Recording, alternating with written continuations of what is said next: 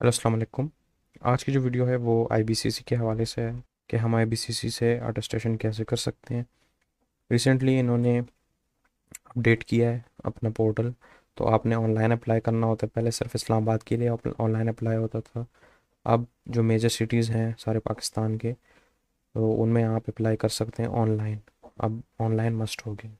First of all इसकी timing देख लेते हैं। यहाँ पे सबसे ऊपर लिखा हुआ है कि मंडे टू फ्राइडे ये ओपन होता है 8:30 टू 4:30 PM। बीच में से कोई एक आधा घंटा इनका ब्रेक होता है। फ्राइडे के दिन इनकी ब्रेक होती है 12:30 से 2 तक। इसकी लिंक मैं डिस्क्रिप्शन में दे दूंगा, तो आप डायरेक्टली उस पर क्लिक करके यहाँ पे आ सकते हैं। इसमें डिफरेंट चीज़ें, फर्स्ट है एक्विवेलेंस, दूसरी अटेस्टेशन, थर्ड है वेरिफिकेशन। अगर किसी ने डिप्लोमा वगैरह किया है तो वो एक्विवेलेंस के लिए अप्लाई कर सकता है यहाँ पे। अटेस्टेशन के लिए जो आईबीसीसी की अटेस्टेशन है वो आप इधर अप्लाई कर सकते हैं। यहाँ पे रूल्स भी गिवन है, रिक्वायरमेंट्स भी गिवन है। मैं डिटेल में बताऊँगा ये आगे जाके। वेरिफिकेशन ये है कि अगर आप अप्लाई कर लें, अपॉइंटमेंट मिल जाए, आप चले जाएँ, ये आपकी अटेस्टेशन हो जाए, उसके बाद आपका क्यूआर कोड पेस्ट हो जाए आपके डॉक्यूमेंट्स के पीछे। जो मैट्रिक और एफएससी है उनके डीएमसीज और उनकी डिग्रीज जो होती हैं उनके पीछे क्यूआर कोड लग जाए, तो वो आप यहाँ आके वेरीफाई कर सकते हैं। यहाँ पे क्लिक करके आप उसके अटेस्टेशन जो स्टिकर है वो क्यूआर कोड या उसका नंबर भी साथ में गिवन होता है, तो वो दोनों जो है ना, यहाँ पे अगर आप क्लिक करेंगे ये देखें तो ये ईज़िली आप इधर स्टिकर नंबर एंटर कर लेंगे तो आपका डाटा आ जाएगा।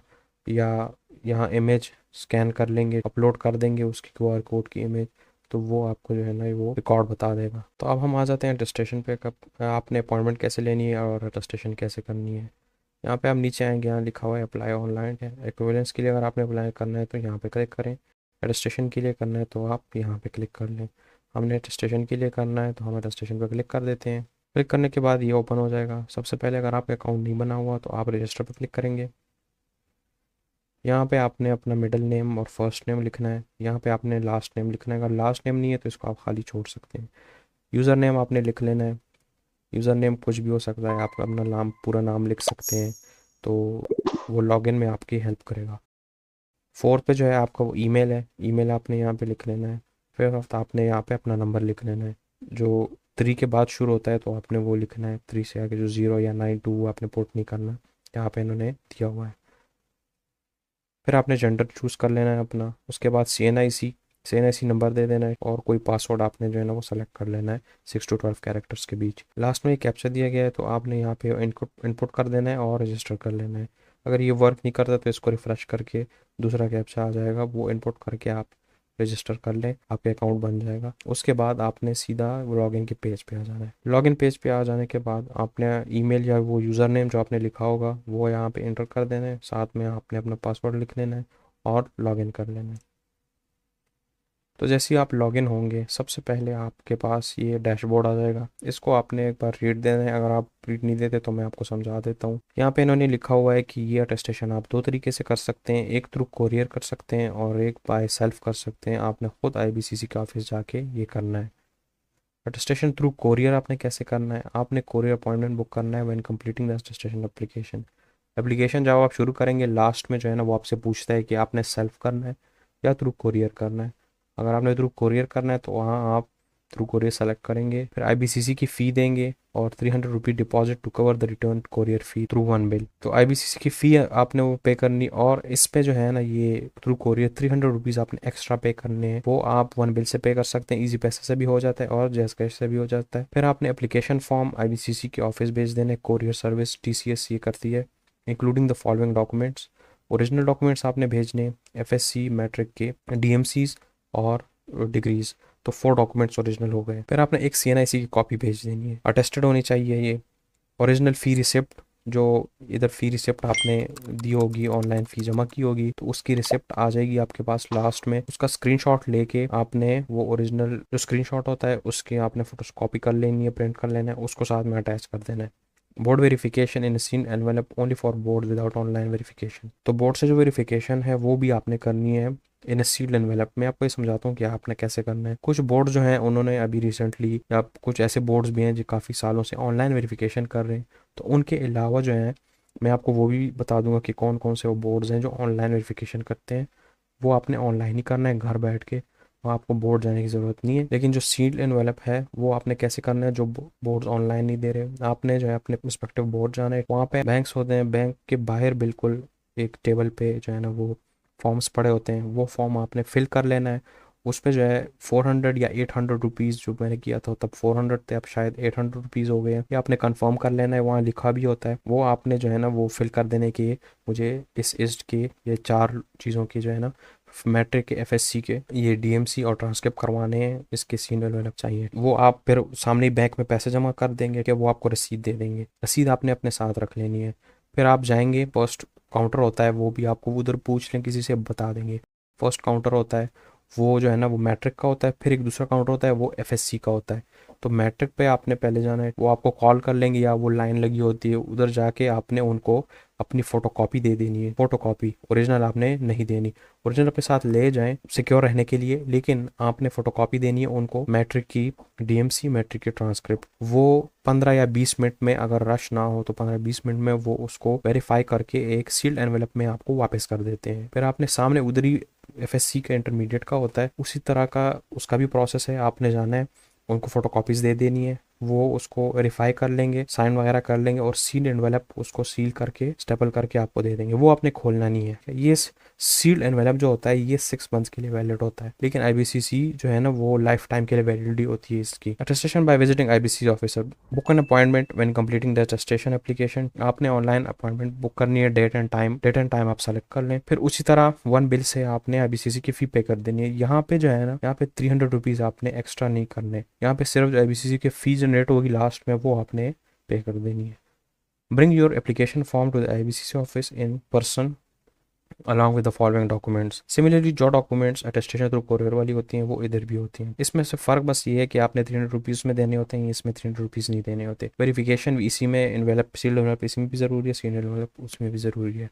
You can track your application status विया द ई पोर्टल। आप ई पोर्टल पे जो है ना इसको ट्रैक कर सकते हैं एप्लीकेशन स्टेटस पे, जबकि एक दिन में ये हो जाता है। रश ना हो तो उसी दिन हो जाता है, नहीं तो कल को हो जाता है, आप कल आके वापस ले सकते हैं। थ्रू कोरियर थोड़ा सा टाइम ये लेता है, मंथ भी ले लेता है, 2 हफ्ते 3 हफ्ते भी ले लेते हैं, तो ये डिपेंड करता है डिफरेंट सिटीज़ पे।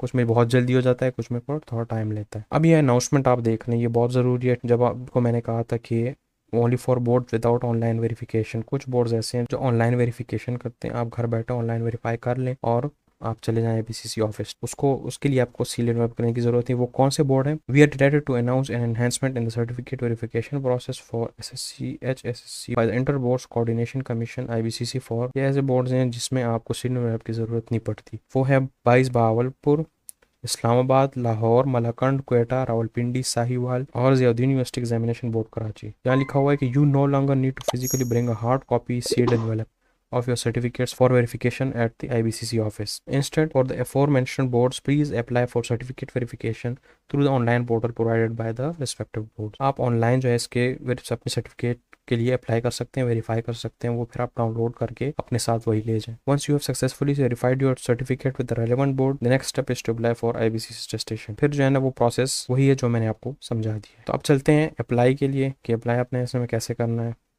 नेक्स्ट पर क्लिक करेंगे तो ये आपका न्यू एप्लीकेशन खुल जाएगा। इसको फिलअप करना बहुत ईजी है। आपने अपना यहाँ पर फुल नेम दे देना है, mobile number, date of birth, domicile, country, city, current address, और अगर वो परमानेंट एड्रेस सेम है तो सेम एज अबव कर देना है। यहाँ पे आपने अपनी CNIC, यहाँ पे अपना ईमेल, या आपने ऑलरेडी दिया होगा तो ये चेंजेबल नहीं होता, ये चेंज नहीं हो सकता। उसके बाद आपके गार्डियन या पेरेंट जो है ना वो गवर्नमेंट जॉब करते हैं या प्राइवेट करते हैं, तो वो आपने यहाँ लिख लेना है। प्राइवेट करते हैं तो यहाँ पे क्लिक करते हैं, गवर्नमेंट करते हैं तो ये ऑलरेडी यहाँ पे क्लिक्ड है। फादर नेम लिख लेना है, उनकी CNIC नंबर, उनका डेजिग्नेशन और उनकी ऑर्गेनाइजेशन लिख लेनी है। हम नेक्स्ट पे आ गए हैं। ये एजुकेशन डिटेल्स आपने दे दी थी। आपने मैट्रिक से शुरू करना है, ऐड क्वालिफिकेशन पे क्लिक करना है, सर्टिफिकेट आपने लिखना है SSC, प्रोग्राम आपका होगा मैट्रिक। उसके बाद ग्रुप जो होगा वो आपने यहाँ पे सेलेक्ट करना है, जो भी आपका ग्रुप है। अगर आपने कोई O लेवल ही किया है तो वो आप यहाँ पे सेलेक्ट कर सकते हैं। बोर्ड आपका हो गया सिलेक्शन। यहाँ पे आपने ईयर सेलेक्ट करना है, कौन सी ईयर में आपने किया था। यहाँ पे सेशन एनुअल था, second annual, supplementary, special exam, total marks कितने थे वो आपने लिख लेना है। ऑब्टेन्ड मार्क्स आपके कितने थे वो आपने लिख लेने हैं। आपने फिर अपना ये रोल नंबर यहाँ पे लिख लेना है। यहाँ पे आपने अपना रजिस्ट्रेशन नंबर लिख लेना है। रजिस्ट्रेशन नंबर जो है वो DMC पे मेंशन्ड होता है, आप डीएमसी को देखेंगे तो इधर लेफ्ट साइड पे बिल्कुल नीचे जो है आपका रजिस्ट्रेशन नंबर होगा, उसको सेम एक्सेक्ट यहाँ पे जो है ना डैश और सब कुछ लिख ले। Please upload each document separately, each file clearly visible up to 200 KB। तो वो जो फाइल होगी, जो पिक्चर होगी, वो 200 KB या उससे कम होना चाहिए उसका साइज। अगर 200 KB से ज़्यादा होगी तो वो अपलोड नहीं हो पाएगी। Copy of SSC certificate must be deposited for attestation of HSSC certificate diploma. अगर एचएसएससी का सर्टिफिकेट या डिप्लोमा आपने अटेस्ट करवाना है, सिर्फ मैट्रिक का नहीं करवाना, लेकिन उसके लिए भी जो है मैट्रिक का सर्टिफिकेट मस्ट होगा डिपॉजिट उनके साथ, उसकी कॉपी आपने एक अपने साथ ले जानी है। इसको अगर आपने एडिट करना है तो यहाँ पे आप एडिट कर सकते हैं, अगर रिमूव करना है तो रिमूव कर सकते हैं। एसएससी हो गई। अब हमने दूसरी जो है ना वो एचएसएससी की करनी है। यहाँ पे इंटरमीडिएट ग्रुप आपने अपना दे देना है, ठीक है। यहाँ पे बोर्ड सेलेक्ट कर लेना है अपना, ईयर, सेशन, टोटल मार्क्स कितने थे, ऑब्टेन्ड मार्क्स, रोल नंबर लिख लेना है, रजिस्ट्रेशन नंबर लिख लेना है, ऐड सर्टिफिकेट। ये आपका एसएससी भी ऐड हो गया और एचएसएससी जिसको इंटरमीडिएट कहते हैं वो भी ऐड हो चुके हैं। तो ये सारे अपलोड होने के बाद आपने सेव और नेक्स्ट पे क्लिक करना है। यहाँ पे आपने एक सेलेक्ट कर लेना है कि आपने attestation through walk in mode करनी है, खुद जाके करनी है, या थ्रू कोरियर करनी है। अगर हम खुद जाके करना चाहते हैं, ये देखें इन्होंने वो फिर दोबारा सारा लिख लिया, इसको आप पढ़ लें। अगर थ्रू कुरियर करना है वो फिर आप ये सेलेक्ट कर लें और नेक्स्ट करते हैं। अब ये डॉक्यूमेंट सिलेक्शन का सेक्शन है, इसमें आपने जो जो अटेस्टेशन करनी है वो आपने यहाँ पे दे देनी है। एसएससी की भी ऐड है यहाँ पे और एचएसएससी की, वहाँ आप लोग ऐड करेंगे एजुकेशन डिटेल में तो तभी ये अपेयर होगा। प्रोग्राम जो है यहाँ पे मैट्रिक है, यहाँ पे इंटरमीडिएट है। अब इसको मैं क्लियर करना चाहता हूँ आपके लिए। अगर आपने ओरिजिनल अटेस्ट करनी है सर्टिफिकेट तो यहाँ पे आप ओरिजिनल सेलेक्ट करेंगे तो ये 1200 रुपीज़ जनरेट हो जाएगा। ये पहले ऐसे होगा, अगर आप ओरिजिनल करेंगे तो ये 1200 रुपीज़ जनरेट हो जाएगा। रिजल्ट होगा आपका जो डीएमसी है, अगर आपने उसको ओरिजिनल अटेस्ट करनी है तो वो सेलेक्ट करेंगे और 1200 रुपीज़। अब ये नंबर ऑफ अटेस्टेड फोटोकॉपीज़ क्या है, ये अगर आपने अपनी कोई सनद की या सर्टिफिकेट या रिजल्ट डीएमसी की फ़ोटोकॉपी आपने आईबीसीसी अटेस्ट करनी है तो वो ये उसकी अटेस्टेशन है। अगर ओरिजिनल तो वो कर देते हैं, वो उसके तो 1200 रुपये हैं। अगर आपने कोई फ़ोटोकॉपी करनी है तो इसको आप 1 कर लें, ये देखिए 600 रुपये बढ़ गए, तो ये बढ़ जाते हैं। तो हमें चाहिए नहीं तो इसको हम ज़ीरो ही रहने देंगे। कुछ लोगों की डीएमसीज 2 होती हैं तो वो उसको दोबारा जो है ना वो इसको भी सेलेक्ट कर सकते हैं। अगर आपने री अटेस्टेशन करनी है, कोई किसी वजह से आपकी अटेस्टेशन डैमेज हो चुकी है इस तरह का कुछ, तो आप री अटेस्टेशन अप्लाई कर सकते हैं। ओनली फोटो कॉपीज़ अटेस्ट करनी है तो वो भी आप कर सकते हैं, यहाँ पे सेलेक्ट कर लें। सेम इंटरमीडिएट के लिए भी है, आपने ओरिजिनल सेलेक्ट कर लेनी है।